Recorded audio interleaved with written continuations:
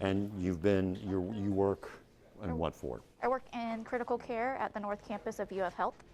Can you tell me what this past few weeks have been like here? Ooh, I don't think there's enough words to describe what this week or past few weeks, actually really the last year and a half has been like. The first wave of COVID hit. We had some really sick people and some unexpected trials and tribulations that come with that. Then the second wave hit, we had the same thing, and now this wave has hit, and we're tired, we're exhausted as a staff, as a healthcare facility. Our patients are younger, they're sicker, so it's been wild to say the least. Yeah, I guess I look at that and I know it's been a rough year, Yeah. but in these past 2 to 3 weeks, you're watching another surge come in. What's that been mentally like for you? Mentally it's exhausting. We have a great support system here with each other as colleagues, our leadership team, and we also have a group of folks that reach out for, helping in mental health. But ultimately, as a nurse, you have to go home and rest yourself and get ready for the next shift so we can do what we do best and take care of people that need it the most. We're on an ICU ward. Do many of these people make it out? Right now, I would say no. And if they do make it out, it's with long-term effects of the disease. We're seeing people having to go home on oxygen, people having to go to long-term care facilities just to get their strength back.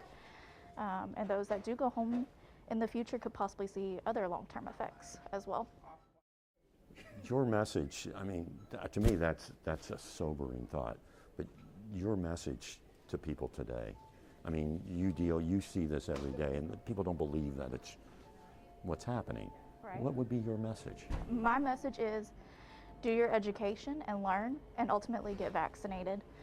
Vaccination is key to trying to help decrease this crazy pandemic and this increase in surge we're seeing.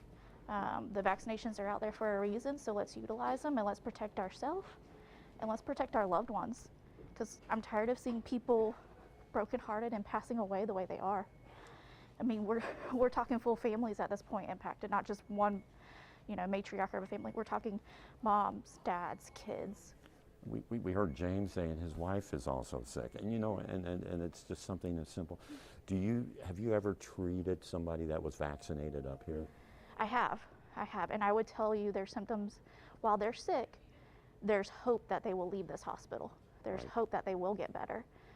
And there's hope, that they'll still be able to live a good quality life at the end of the day. And Caitlin, I've heard too, like 50% of those staff may not have been vaccinated here. Does that trouble? Have you been vaccinated? I am vaccinated. I got vaccinated the first time it came out. My whole family, my husband, my mom, my dad, my grandparents, everybody is vaccinated in my family. Does that trouble you that Yeah, so many?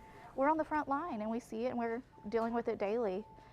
And, you got to do what's right for us and we got to do what's right for the patients, and that's getting vaccinated. Good. Caitlin, unless there's something I didn't ask you that you would like to get across? I just want to reiterate how important it is. People socially distance, wear your mask, do all that stuff, because your healthcare people are tired. We can't take much more. And we're tired of seeing people suffer.